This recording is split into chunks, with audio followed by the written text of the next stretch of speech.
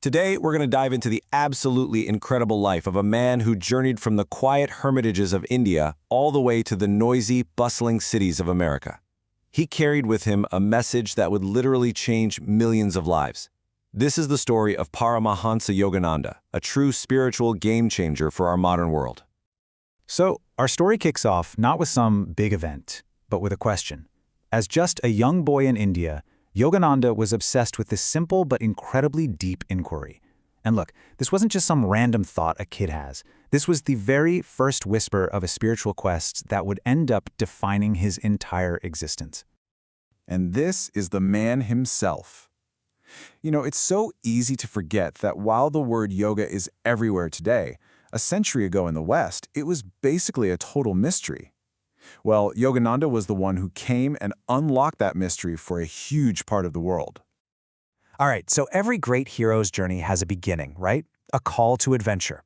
For Yogananda, that call wasn't a voice from the heavens or anything like that. It came from deep within him, long before he ever set foot outside his hometown. He was born Mukunda La Ghosh, and, right from the start, he was different. His quest didn't begin by packing a bag and hitting the road, no. It started with a memory, this powerful, unshakable feeling that this life he was living wasn't his first time around. And we're not talking about some fuzzy, vague feeling here. He had crystal-clear memories of a past life as a yogi, meditating way up in the snowy Himalayas. Can you imagine? For him, this wasn't about choosing a new path. It was more like he was just picking up where he left off. So when you have that kind of intense spiritual fire burning inside you, you really need a guide, someone who can help you channel it. And so the next big chapter in his story was all about the search for that one master who could show him the way. After meeting so many saints and wise men, he finally came face to face with Swami Sri Yukteswar.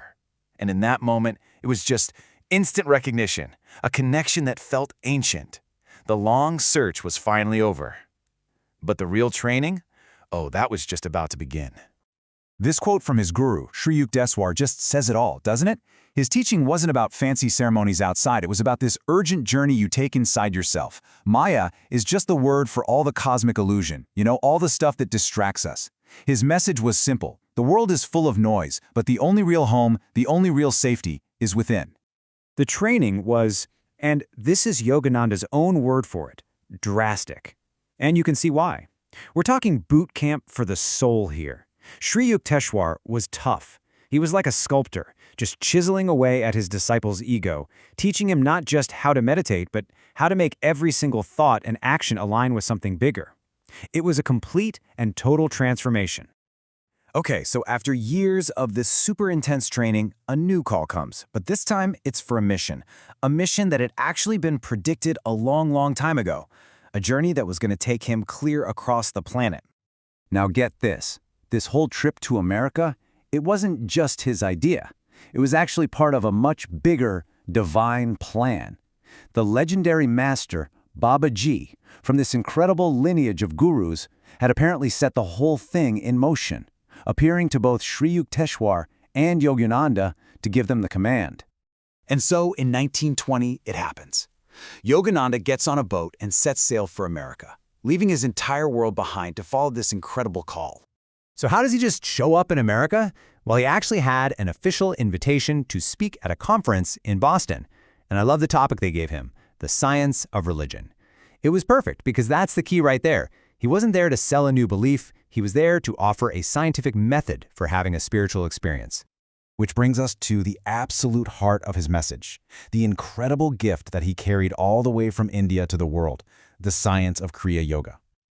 Okay, so what is Kriya Yoga? Well, the name pretty much says it. It's about achieving union through a specific action. He presented it as a practical tool, a technique designed to literally speed up your spiritual evolution. Now, you have to remember, for a Western audience at that time, this was mind-blowing. They were used to spirituality being about faith.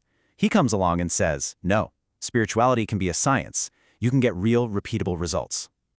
So in a nutshell, the technique is about learning to mentally guide your own life energy up and down your spine. The idea is that this inner circulation calms everything down, your heartbeat, your breath, all that bodily static. And when you quiet the body, you can finally turn your attention inward and consciously connect with the cosmic energy that runs through everything. Yogananda had this fantastic way of explaining its power. He said that trying to find God through belief alone was like trying to cross a continent in a slow, bumpy bullock cart. You'll probably get there eventually, maybe? But Kriya Yoga, he said, was the airplane route. It's direct, it's efficient, it's a scientific way to get to your destination. And this is where it gets really wild. The most incredible claim about Kriya Yoga is its efficiency. According to the ancient masters, just a half-minute of practicing Kriya correctly produces the same spiritual evolution as 1 whole year of natural development. Just let that sink in. 30 seconds of this technique equals a year of growth. That's a breathtaking idea that you can consciously hit the fast-forward button on your own soul's journey.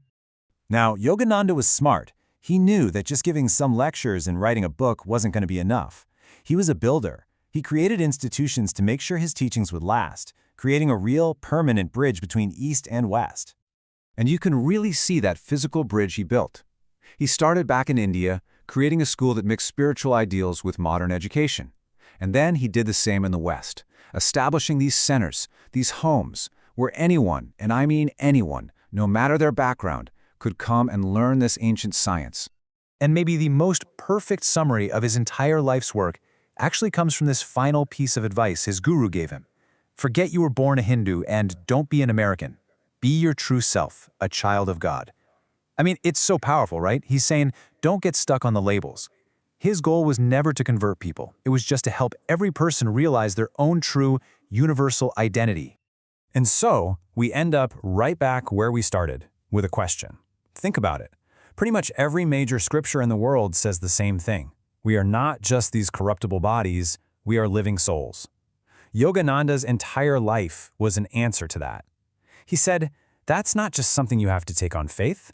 What if there was a method to actually prove it to yourself? That was his extraordinary gift to the world.